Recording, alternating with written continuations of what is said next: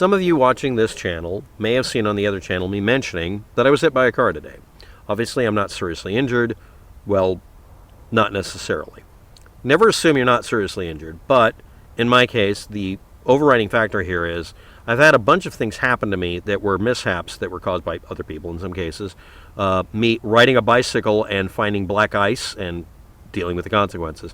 And repeatedly having certain parts of my anatomy very grossly injured to the point that it doesn't really get injured badly anymore, it just heals. So I'm sitting here in darkness in my tent. It's really cold out. That's not a concern. My concern is making sure my leg is straight, just like the other leg had been kept straight after it was injured by someone deliberately ramming me. And I'll never really know exactly how it happened because I can't diagnose it after the fact. I went back to the location this happened at. It's at night, but I can check it. And I evaluated the situation when no one was in the intersection or anywhere near it, so I couldn't get hit again. Obviously, I'm going to be a lot more paranoid about that. And I realized this guy quite literally was in an intersection where, no, he couldn't have seen me for shit. And I didn't see him. And I even posted a video, a link to a video under the video, under my main video talking about this, that shows why this is so dangerous, because basically whoever has the superior ability to cause damage, the driver of a car, must yield to bikes and must actively seek out, are there bicycles here? And most of the time, cars are moving faster than bikes, but not always. And usually, but not always, they can see better, but not always. This is not a really solvable problem.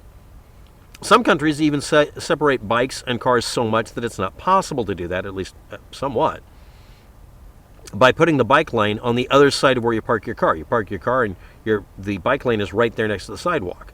As de-escalating from active traffic, parked traffic, bicycles, and then pedestrians. Which, if you think about it for a second, that makes a lot of sense. That means you have to build your cities differently or redesign them that way. And that's a lot of work, but it kind of makes sense. That's also how some bridges were arranged back in the horse and buggy days when cars came out. They accommodated for the cars, but they separated them. But anyway, I'm digressing. Update. What time is it? It's time to get ill. It's 3:10 a.m. Not 4:20. Next. The sheer amazing number of people who offered me help. Thank every one of you. And everybody who said, would you like some CBD? That really does work well. I know that. I can't use it because I have a really horrible reaction to any marijuana products. It just makes me I mean, seriously, I do not partake because I mean, it really does make me sick. I'm one of those people. There's lots of people like that. I also react that way for air, apparently. Next. Bruised my ribs. Let's get the list done. Bumped my left elbow. The car hit me on the left side of my body. Knee joint was pushed out of position, or deflection mode, or dislocated. Ankle. I still haven't figured out what happened to it, but it has a squishy, icky, but not pain-generating effect to it, unless I put it in the wrong position, which I will not do. That hurts when I cough. Next. One of my fingers, and I think it's the ring finger here, got banged really hard, but it's fine now. And I got a Charlie horse bump on a completely unrelated limb, my right leg, on the calf, which was the leg that was hurt last week, or week before, or back in the before time. So that's the update on what happened so far in 4 minutes. So what happened since then? The bike. I got a wheel replacement because the guy said, I'm just going to give you money. And basically he gave me enough money to buy an entire bike. Because he figured, I mean, we don't know what the condition of it is. He's just hauling the bike. It looks like shit. I make it sure it looks like shit. It always looks broken, but yeah, it was broken. Front wheel was tacoed. And new update. None of the rest of the bike was damaged enough to make a difference. It was all repairable. I had to retighten the derailleur that I have permanently set for a certain gear. I had to reposition the rear wheel so it would work correctly because it was rubbing, because it moved. The frame, if anything, is straighter because it was this bike I have, before I got it, the previous owner, it had been hit full speed by a car. It dented one of the bars on it. It's a really tough steel frame that it's like soft steel or something. It doesn't, or whatever, it doesn't break very easily. The forks were correct. And the brakes that were originally not working, one of the brakes weren't working. Then I took them apart and noticed, oh, I'll just do the trick where if it's a brake that's attached with a braze-on or a boss, they call it, it's just a thing that sticks out from the part of the bike that it mounts to. If you go after it with a wire brush, I have it right over there. Wire brushes bother me. They can really, really hurt. But this is a stainless steel or steel wire brush, and cleaned it up. Brake works fine. Literally, the only thing that got damaged was the wheel. I retained the tube, inner tube, the tire.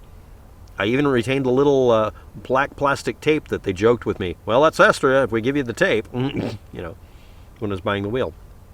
The guy gave me more money than I needed, and he also said, here's my phone number. If anything happens, contact me. I really feel guilty for this. I really didn't see you. And I'm like, I pointed at the pole, and we had that conversation. It's like, oh, okay. Wow. And it was like, yeah, it's a shitty corner. There's a wreck here every day. And as I'm riding away from the intersection, after pondering it and treating it like visiting a memorial to my non-death of the day, as I'm rolling away, bang! A car ran into another fucking car literally 200 feet behind me. And they're sitting there. Damn it! I'm not shitting you. Another fucking car. And if I hadn't been pondering and staring at it and actually looking for scratch marks where the bike was to evaluate the actual impact rate, impact level. Yes, I'm a geek. I'm going to look this up and I'm going to find out.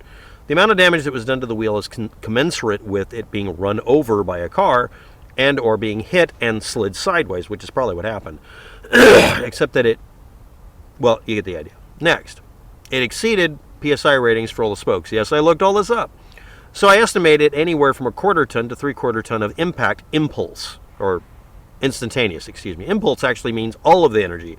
It's kind of counterintuitive. Anyway, I busied myself with that while I was waiting for the ibuprofen to kick in. And then I went back to listening to dubstep and watching, yes, bicycles getting run over by car videos, because, I do that sometimes. And it seemed therapeutic at the time.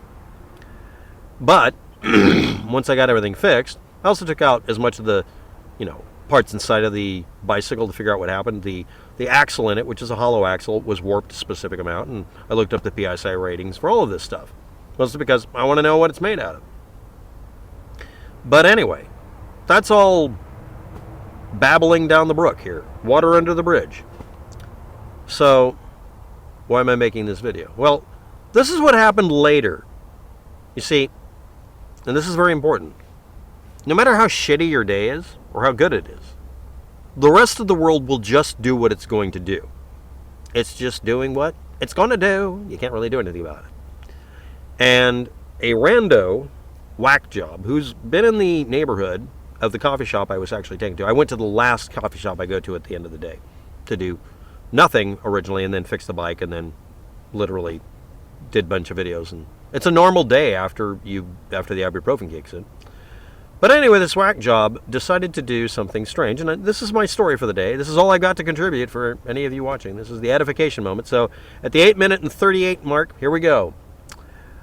A guy started twerking and lap dancing one of the green lawn chairs that's put outside of the coffee shop. It's a cheap chair. It's like $20. And we were looking at him like, okay, that's the most Portland thing I can think of right now. It's a homeless guy. He's normally goes up and down the roads collecting scrap material. If you throw something out, he'll dismantle it with a pair of pliers and screwdrivers and stuff, and he takes it to the metal place clean. He's notorious for he makes a living recycling stuff. He takes the cans out and turns them in, but he finds, that lawnmower you left out, it's aluminum most of the time. He will literally recycle all that.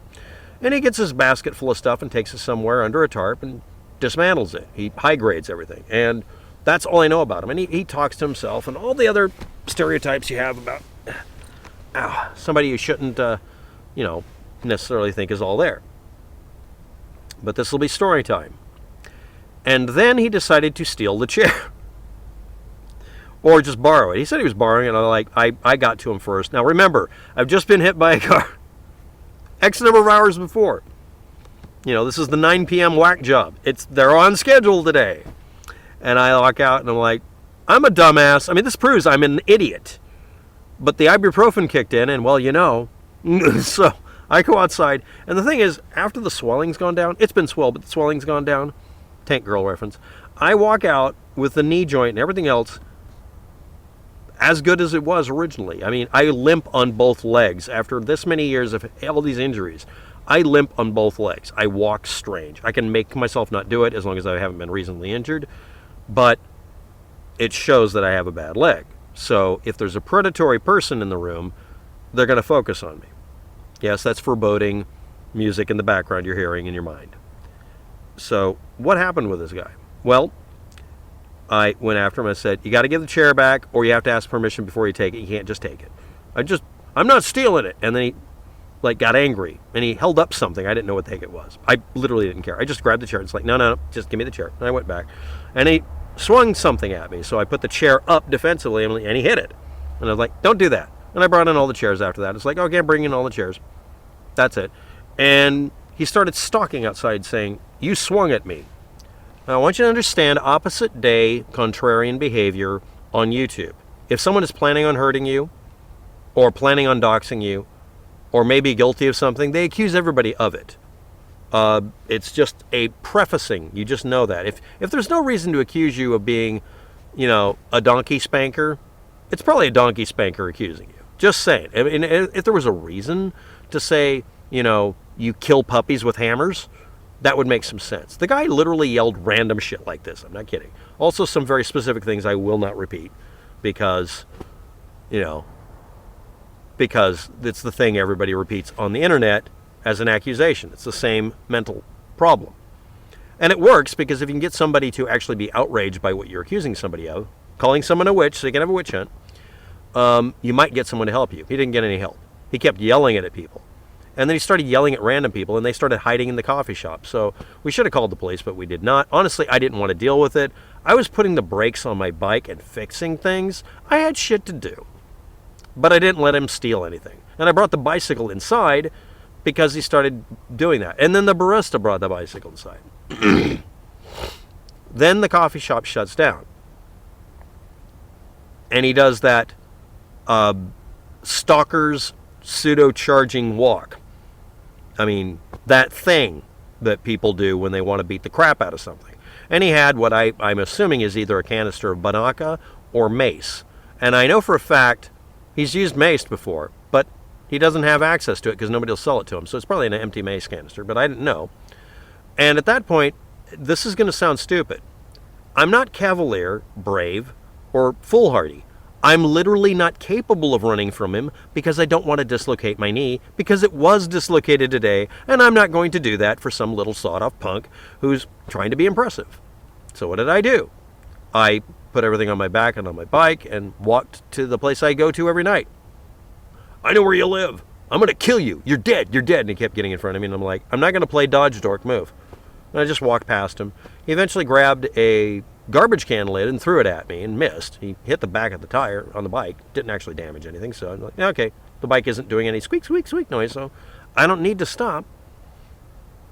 And later on, he was sitting down in front of the bar with people jeering him, which is kind of sad, saying, you're dead. I know where you sleep. Obviously, he does not. Everyone makes false accusations and assertions and whatever. Now, here's the take on it. The night before, the 9 p.m. whack job showed up. Actually, it was the 11 p.m. whack job who showed up to see if he could get away with fucking people and enjoy doing it. Sociopath behavior. I mean, look up stereotypical sociopath behavior. Doesn't matter. And that one didn't show up tonight. But his deal was to be very cool about how he did it. This guy, total different thing. He wanted to goad me into attacking him so he could mace me. He wanted to be intimidating. And one of my rules is if you succeed in intimidating me, you'll know it because I will actually have to deck you because I don't want you hurting me.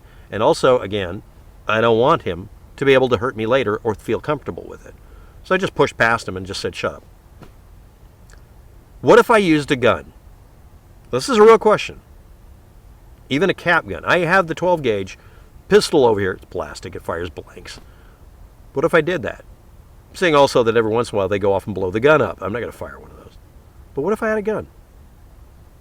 I don't want a gun. Not under those conditions, and neither should you. Thanks for watching.